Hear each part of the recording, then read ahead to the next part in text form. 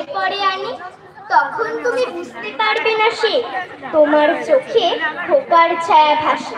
সন্ধেবেলায় প্রদীপ খালুতে যখন তুমি যাবে গোয়াল ঘর, তখন আমি ফুলের খেলা খেলে টুপ করে মা পড়বো ঘুমিয়ে ছড়ব। আবার আমি তোমার খোকা হব, গল্প বলো তোমায় গিয়ে কব।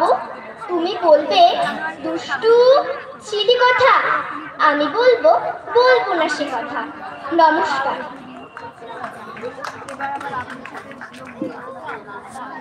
এবারের প্রতিযোগী সুবর্ণ ব্যাপারী, ক্রমিক নং 35। এবারের প্রতিযোগী সুবর্ণ ব্যাপারী, ক্রমিক নং 35। পরবর্তীতে প্রস্তুত থাকবে আরুষি দেবনাথ।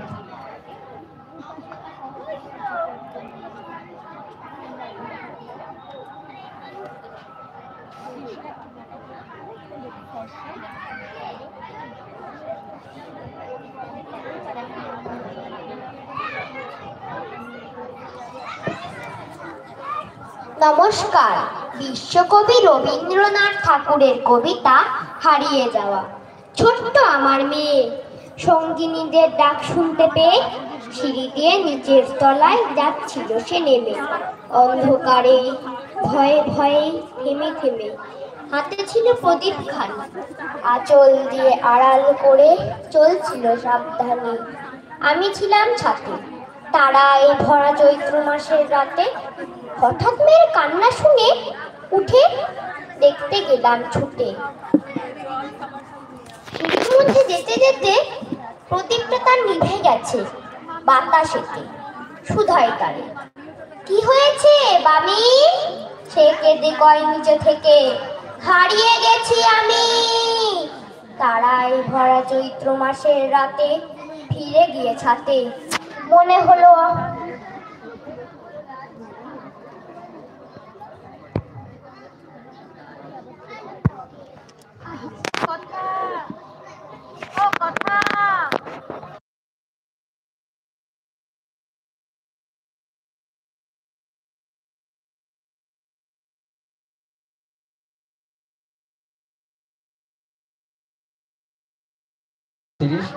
পরবর্তীতে প্রস্তুত থাকবে শ্রেয়ান বিশ্বাস।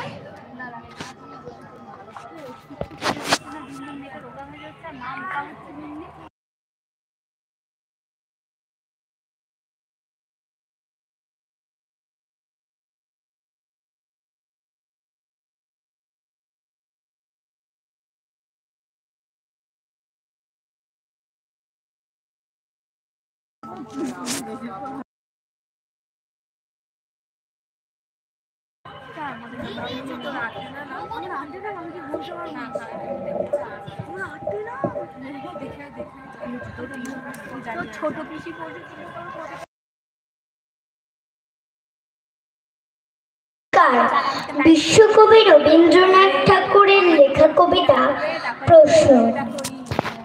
ভগবান তুমি যুগে যুগে দূত পাঠায়েছ বারে বারে দয়াহীন সংসারে।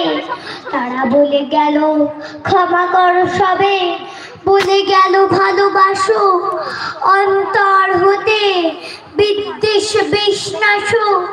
বরণীয় তারা স্মরণীয় তারা তবুও বাহির দ্বারে আজি দুর্দিনে ফিরানো তাদের ব্যর্থ নমস্কারে। আমি যে দেখেছি গোপন হিংসা কপট রাত্রি ছায়ে হেনেছে নিঃসহায়। আমি যে দেখেছি প্রতিকারহীন শক্তের অপরাধে বিচারের বর্ণি নীরবে নির্ভীতে কাঁদে। আমি যে দেখিনু তরুণ বালক উন্মাদ হয়ে ছুটে কি যন্ত্রণায় মরেছে পাথরে নিষ্ফল মাথা কুটে। কণ্ঠ আমার রুদ্ধ আজিকে বাঁশি সঙ্গীত হারা অমাবস্যার কারা। লুপ্ত করেছ আমার ভুবন দুঃস্বপনের তলে, তাই তো তোমায় শুধাই অশ্রু জলে। যাহারা তোমার বিষাইছে বায়ু নেভাইছে তব আলো, তুমি কি তাদের ক্ষমা করিয়াছ?